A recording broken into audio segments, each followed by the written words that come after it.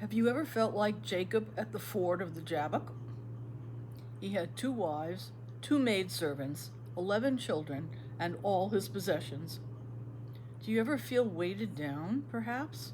Not by your spouse and children, but by the weight of your responsibilities, familial and professional, to say nothing of the weight of today's societal problems.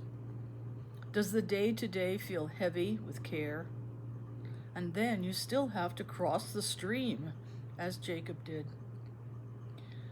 This is one of the central events of Jacob's life, and thus of the history of Israel. It is also one, if not the most mysterious. We don't know what the struggle was about, who was the man, and in fact, who was really the victor. Tradition tells us that the man was an angel, as is often portrayed, and angels are always messengers of the Lord.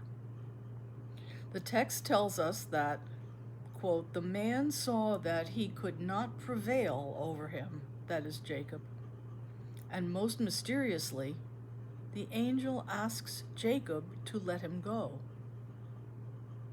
And then they have an exchange about names. But the angel does not reveal, Jacob reveals his, but the angel does not reveal his. Jacob insists, but the angel refuses. Ultimately, Jacob receives a new name, Israel, by which he and his descendants will forever be known. Jacob is wounded, but continues on.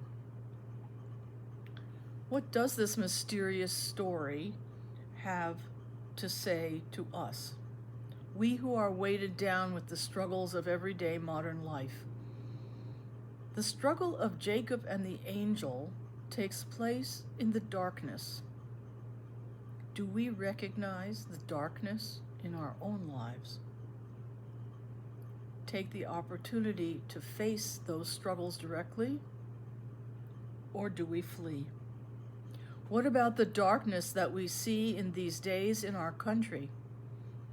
The darkness of the cruelty in how migrants are treated, how more and more children are sinking back into poverty. It is dark when we face the millions of deaths which will be caused by the elimination of United States foreign aid. So what does Jacob's struggle tell us? We who say we are committed to the building of the reign of God, to a world of peace, of justice, of equality, and caring for one another.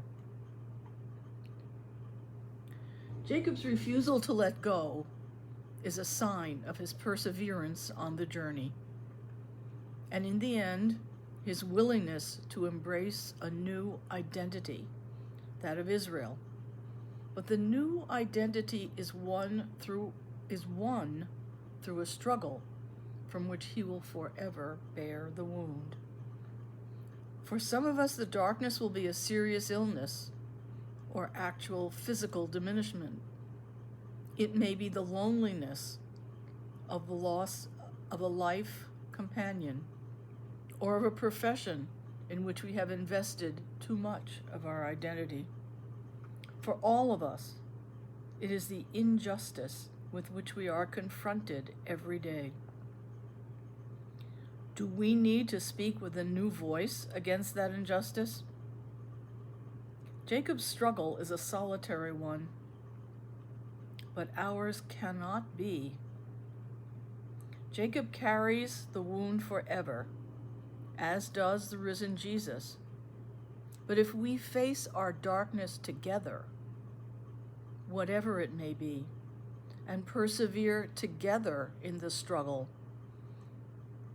if we name and speak out against the injustice we see, we may be wounded, but it is the way to transformation and new life. The struggle can be an encounter with God and an opportunity for us for new growth, as it was for Jacob. God is waiting.